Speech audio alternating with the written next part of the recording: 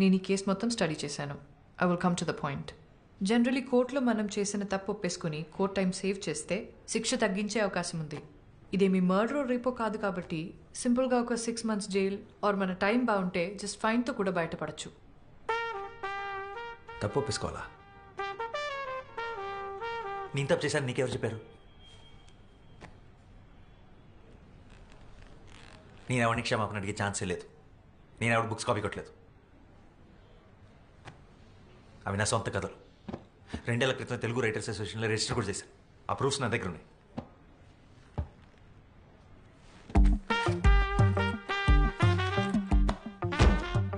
ఇవి 50 years back publish అయిన books. Exact same to same రాసావు. అరే కాపీ కొట్టేటప్పుడు కనీసం క్యారెక్టర్స్ పేర్లు మార్చాలన్న కామన్ సెన్స్ కూడా లేదంటాయా నీకు? యాసిడ్ రాసావు. 5th class పిల్లోడు చదివినా చెప్తాడు నువ్వు కాపీ కొట్టావని. చూడు, ఇంకోసారి కాపీ కొట్టానంటే మర్యాద ఉండదు. ఈ పుస్తకాలు నేను ఎప్పుడు చదవలేదు. ఇది ఎవరు రాసాడు నాకు తెలియదు. అసలు నాకు బెంగాలీ రాదు.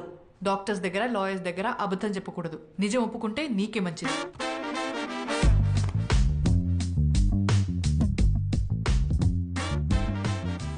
అసలు నువ్వు నా లాయర్వా అపనెంట్ లాయర్వా? ఒప్పేసుకో నేను దాని నుంచి వద్దు. ప్లస్ నేను కాపీ కొట్టలేదంటే నీకు అర్థం కావట్లేదా? హలో, మెల్లగా.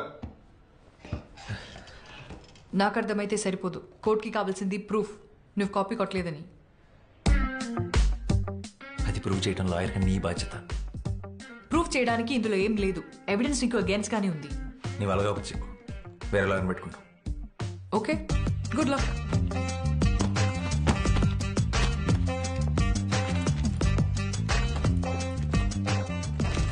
ఓకే, నా వల్ల కాదు ఇదంతా. వేరే లాయర్ని చూసుకోండి. ఇంత మొండిగా ఉంటే ఏం చేయలేం. ఏమైంది? It's simple open and shut case. తను కోఆపరేట్ చేయకపోతే నేను చేయగలిగింది ఏం లేదు. Please, he's really important to me. కాదనకు.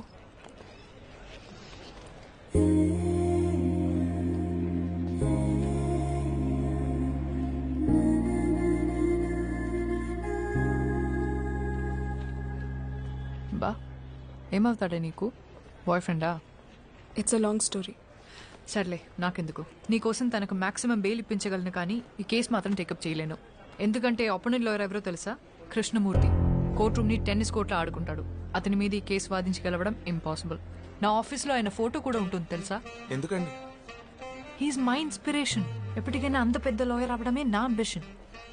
Ma'am, అంత పెద్ద లాయర్ అవ్వాలంటే అలాంటి ఒక లాయర్ నోడిస్తేనే కదా అవుతారు. అండ్ ఈ కేసులో ఆ ఛాన్స్ ఉంది. ప్లీజ్ ఒకసారి ఆలోచించండి.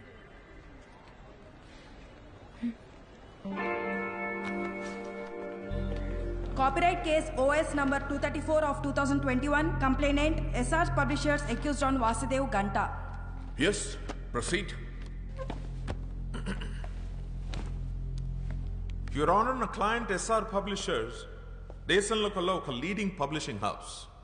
50 సంవత్సరాలుగా దేశ సాహిత్య సంపదకు ఎంతో కాంట్రిబ్యూట్ చేశారు. యువర్ ఆనర్, నా coming to the point, the issue here is Vasudev అనబడే ఇతను నా క్లయింట్ ఇంటెలెక్చువల్ ప్రాపర్టీ అయిన Astitva, which is the best sold novel, దాన్ని కాపీ కొట్టి స్క్రిప్ట్ గా మార్చి ఒక సినిమా తీశాడు. That is not all your honour. ఇంకో 2 పుస్తకాలను కూడా కాపీ కొట్టి అలాగే స్క్రిప్ట్ గా మార్చి బాలీవుడ్ లో ఒక ప్రొడక్షన్ హౌస్ కూడా అమ్మేశాడు మిస్టర్ వాసుదేవ్. ఈ కథలు రాసింది మరెవరో కాదు, 1970లో తన రచనలతో ఈ దేశాన్ని ప్రభుత్వాన్ని కదిలించిన Bengal Telugu legendary writer Shyam Singha Roy. Originals తాలూకు కాపీస్ మరియు వాసు కాపీ కొట్టిన స్క్రిప్ట్ నేను కోర్టుకి సబ్మిట్ చేస్తున్నాను. Please.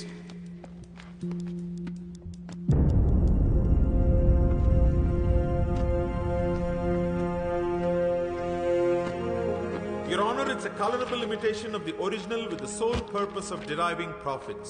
It's a direct infringement of 3 novels which are copyright properties of my client SR Publishers. So now on behalf of my client under section 63 of the Copyright Act 1957, I hereby demand accused Mr. Vasu ki 5 ఏళ్ల jail శిక్ష మరియు 10 కోట్ల జరిమానా. What? అలాగే తను copy కొట్టి తీసిన cinema revenue నుంచి 50% షేర్ నా క్లయింట్కి ఇప్పించాలని కోర్టు వారిని కోరుతున్నాను. That'll be all for now, Your Honor. Thank you so much.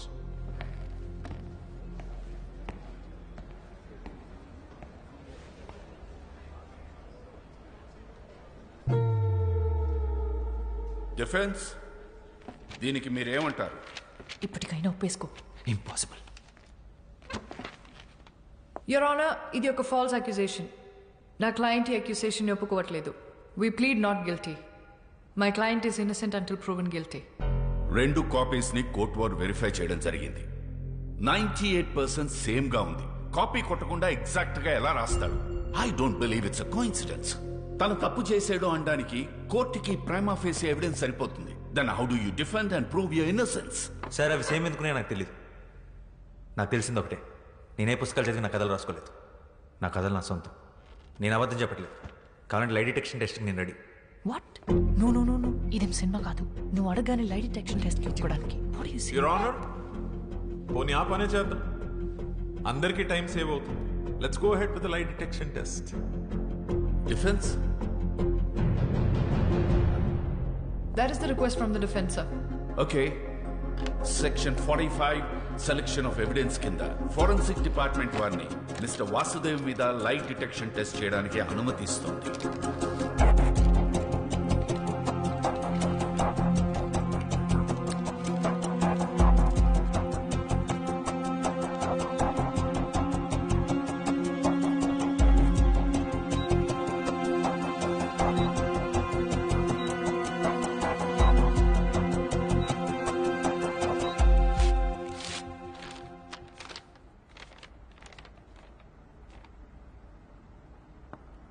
Mister Vasudev అబద్ధం చెప్పటం లేదని ఫోరెన్సిక్ డిపార్ట్మెంట్ వారు రిపోర్ట్ ఇచ్చారు.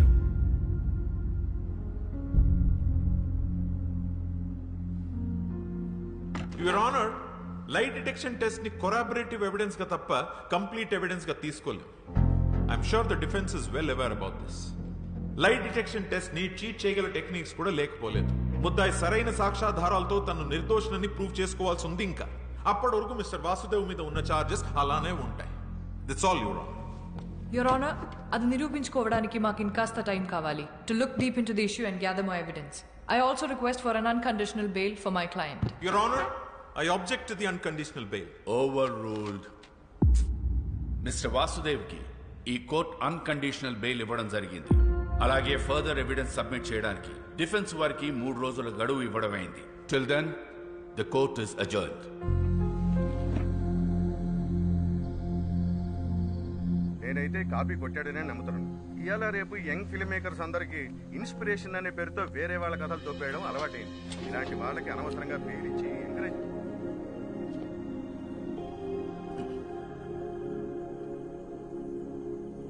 ఎలా ఉన్నా? బాగున్నాను.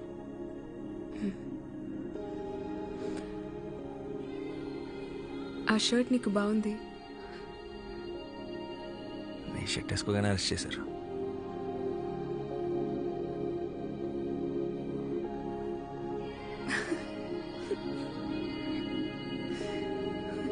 But thank you. హలో, నీకు బెయిల్ ఇప్పించింది నేను. నాకు చెప్పు థ్యాంక్స్. ముందు నువ్వు నన్ను నమ్ము, అప్పుడు చెప్తాను. ఎలా నమ్మమంటావు? నువ్వు రాసింది ఎగ్జాక్ట్గా బుక్స్లో ఉన్నట్లే ఉంటే. అదే నాకు అర్థం కావట్లేదు. మరి అంత సిమిలర్గా ఉంటుంటే ఏదో ఒకసారి బుక్స్ లేవు.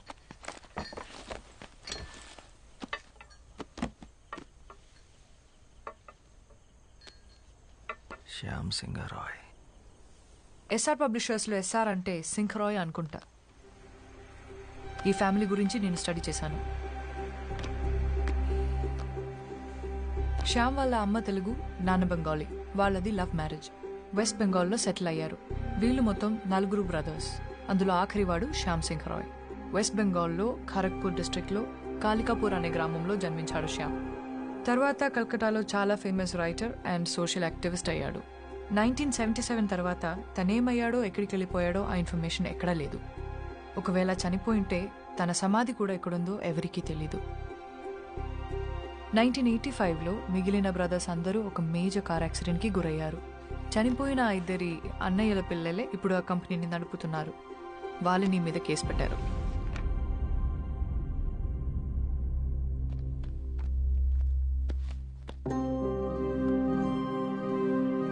శ్యామ్కి సంబంధించి ఈ బుక్స్ మీద పెయింటింగ్స్ తప్ప ఫొటోస్ ఏమీ లేవు. అండ్ వీళ్ళ మదర్ తెలుగు ఒరిజిన్ అవ్వడం వల్ల శ్యామ్ తెలుగు భాషలో కూడా ఎక్స్పర్ట్. చాలా బుక్స్ తెలుగులో కూడా రాశాడు.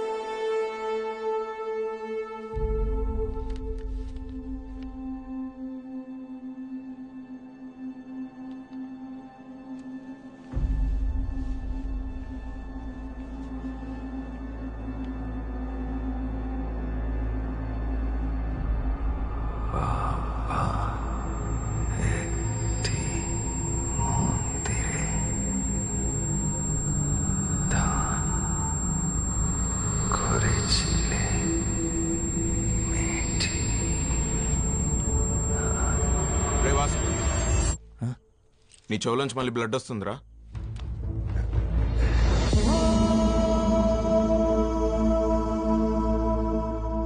బ్లడ్ ఏంటి?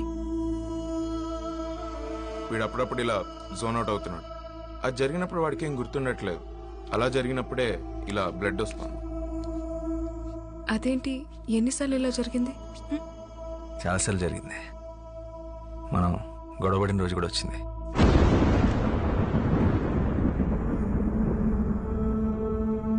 ఈ స్క్రిప్ట్ రాసినప్పుడు ఒకసారి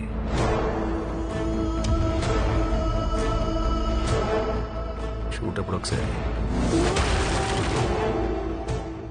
ఇలా కొన్నిసార్లు. డాక్టర్ని కూడా కలిసాం. అంటే చాలా టెస్టులు చేసి స్ట్రెస్ వల్ల అని చెప్పారు. అంటే ఫస్ట్ సినిమా కదా, సరిగ్గా టైంకి కూడా పడుకునేవాడు కాదు.